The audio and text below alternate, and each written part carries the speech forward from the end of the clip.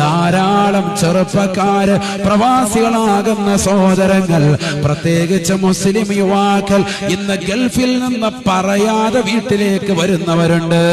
Surprise ആയിക്കോട്ടെ, എന്റെ വാപ്പയ്ക്കൊരു surprise ആകട്ടെ, എന്റെ ഉമ്മയ്ക്കൊരു സർപ്രൈസ് ആകട്ടെ, എന്റെ ഭാര്യയ്ക്കൊരു സർപ്രൈസ് കൊടുക്കാമെന്ന് പറഞ്ഞുകൊണ്ട് വീടിന്റെ പുറകുവശത്ത് വന്നിട്ട് വാതിൽമേൽ മുട്ടിയിട്ട് കതക് തുറക്കുമ്പോൾ സർപ്രൈസ് കൊടുക്കുന്നവരെ പാടില്ല, പാടില്ല.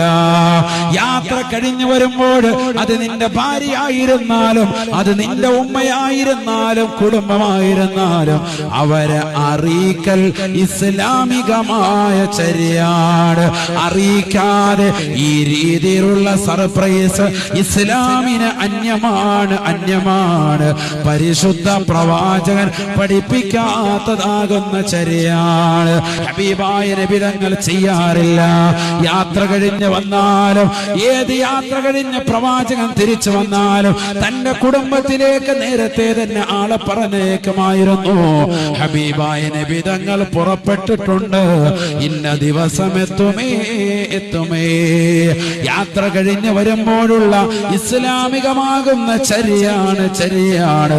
കുടുംബത്തിനോട് അസ്സലാമു അലൈക്കും പറയാതെ കടക്കരുതേ, കടക്കരുതേ. ഇസ്ലാമികമായ ചര്യ ഇതാണ്, ഇതാണ്.